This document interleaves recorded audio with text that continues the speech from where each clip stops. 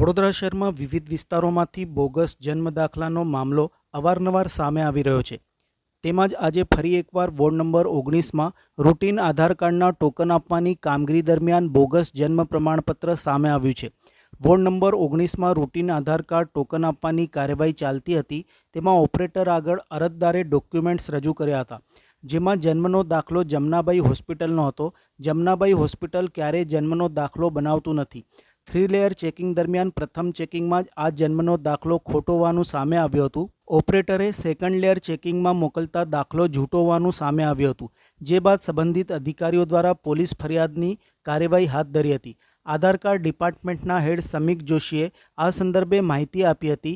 સાથે જ લોકોને પણ અપીલ કરી હતી કે આવા ફ્રોડથી સુરક્ષિત રહો। આજે વોર્ડ નંબર 19ની અંદર જે રૂટીન આધાર કાર્ડમાં ટોકન આપવાની કામગીરી 9:30 વાગે ચાલતી હતી, ત્યારે ઓપરેટરની આગળ અરજદારે રજૂ કર્યું છે ડોક્યુમેન્ટ જન્મનો દાખલો, જે જમનાબાઈ હોસ્પિટલનો હતો। હવે જમનાબાઈ હોસ્પિટલ ક્યારેય જન્મનો દાખલો બનાવતું નથી, એટલે અમે જે 3 લેયર્સ જે ચેકિંગ સિસ્ટમ રાખી છે ડોક્યુમેન્ટ વેરિફિકેશનની, એમાં અરજદાર દ્વારા જે ઓરિજિનલ ડોક્યુમેન્ટ રજૂ કરવામાં આવે છે એ ડોક્યુમેન્ટને વેરીફાઈ કર્યા બાદ જ ટોકન આપવામાં આવતું હોય છે। હવે આ જ્યારે ટોકન આપતી વખતે અરજદાર દ્વારા જ્યારે રજૂ કરવામાં આવ્યું તો પ્રાથમિક દ્રષ્ટિએ ફર્સ્ટ લેયર ચેકિંગમાં જ પકડાઈ ગયું, કારણ કે જમનાબાઈ હોસ્પિટલ ક્યારેય જન્મનો દાખલો બનાવતું નથી। એમાં જમનાબાઈ લખેલું છે, નીચે જે સાઇન છે એ પણ રજિસ્ટ્રારની ખોટી છે, QR કોડ સ્કેન કરવાથી જે 3rd લેયરનું છે એ પણ કશું આવતું નથી। એટલે અરજદાર દ્વારા ફર્સ્ટ લેયર ચેકિંગમાં જ અમને સેકન્ડ લેયર ચેકિંગ માટે એમના દ્વારા એમને ખ્યાલ આવી ગયો તો ખોટું છે, એટલે એમણે તાત્કાલિક સેકન્ડ લેયર ચેકિંગ માટે અમને વોટ્સઅપ કર્યું અને ટેલિફોનિક જાણ કરી કે સર એક બર્થ સર્ટિફિકેટ છે, આપ જોઈ લો। એમના દ્વારા જેવું અમને સેકન્ડ લેયરમાં મોકલવામાં એટલે તાત્કાલિક અમે બર્થ એન્ડ ડિપાર્ટમેન્ટના જે હેડ છે હસમુખભાઈ, અમે એમને એ વોટ્સઅપ કર્યું અને ટેલિફોનિક એમની જોડે પણ ચર્ચા કરી તો એમને પણ કહ્યું કે આ ફ્રોડ છે। ત્યારબાદ અમે તરત 100 નંબર ડાયલ કર્યો અને પોલીસને બોલાવી દીધી અને અત્યારે પોલીસ ફરિયાદની અમે કાર્યવાહી કરી રહ્યા છીએ। કોર્પોરેશન દ્વારા તો પકડીને પોલીસ ખાતાને સોંપવામાં આવી રહ્યું છે। પોલીસ ખાતું જ એકમાત્ર એવું ખાતું છે કે જેને કોઈપણ શંકાસ્પદ વ્યક્તિ કે શંકાસ્પદ હિલચાલ કરતી વ્યક્તિ કે આના ડોક્યુમેન્ટ તપાસવાનો સંપૂર્ણ હક આપવામાં આવ્યો છે।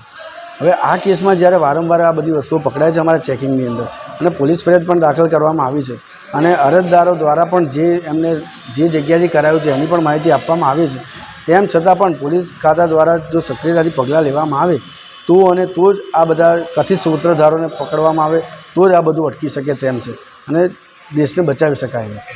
ઝેરોક્સવાળો ક્યારે બર્થ સર્ટિફિકેટ બનાવી શકે તો પછી કોર્પોરેશન હેલ્થ ડિપાર્ટમેન્ટની જરૂરત શું છે? બર્થ એન્ડ ડેથ ડિપાર્ટમેન્ટ તો નામ સુધારવા માટે સામાન્ય છે। તમે જે કોર્પોરેશનની જન્મ મરણની ઓફિસ છે ત્યાં અરજી આપવાની હોય છે। તમારે આખું નામ જે જોતું એમાં સ્કૂલ LC મૂકીને તમારે અરજી આપવાની હોય છે, તો એ લોકો સુધારી આપતા હોય છે, પણ એનો અમુક સમય હોય છે, એ સમય મર્યાદામાં જ કામ થતું હોય છે। વેબસાઇટ બધી ફેક જ છે, સ્કેન કરતાની સાથે પકડાઈ ગયું ધ વેબસાઇટ નોટ ફાઉન્ડ। પણ આમાં એવું થાય છે કે ભોળી જનતા છેતરાઈ રહી છે આવા એજન્ટોના માધ્યમથી। એટલે હું બધાને બે હાથ જોડીને કોર્પોરેશન વતી વિનંતી કરું છું, 2 ધક્કા વધારે પડે એનો ચિંતા ના કરતા પણ આવા એજન્ટોથી બચીને રહો। લાવો તમારું કામ કરી આપું એવા દુષ્ટોથી દૂર રહેવા માટે એક નમ્ર વિનંતી છે। સમગ્ર મામલે અરજદારે પણ પોતાની સાથે થયેલ બનાવ સંદર્ભે જણાવ્યું હતું। તેમણે જણાવ્યું હતું કે નામ સુધારવા માટે પાવનધામમાં RB દવાડેને કામ આપ્યું હતું અને 500 રૂપિયા પણ આપ્યા હતા। અમને એમ કે કામ લીગલ જ હશે, આના કારણે પ્રથમવાર પોલીસ સ્ટેશન આવવું પડ્યું। मेरा नाम जुन्नू तिवारी है। नाम सुधारने के लिए पवन धाम में दिया था, नाम रविंद्र देवाड़े पड़ेगा, RB देवाड़े। उनके पास में दिया था, बोले कि मैं बोला कि ये नाम सुधारने का हो जाएगा, बोले हाँ हो जाएगा।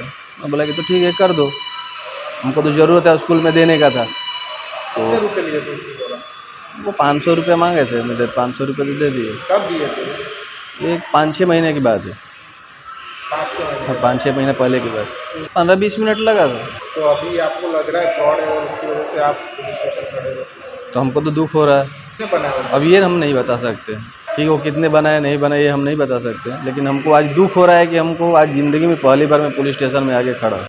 ઉલ્લેખનીય છે કે સરકારી કચેરીની અંદર અરજદારોને થતી પરેશાનીના લીધે, પોતાનો રોજ પડવાના લીધે અરજદારો આવા કોઈ એજન્ટોનો સહારો લેતા હોય છે। પરિણામે તેઓને ફસાવાનો વારો આવે છે।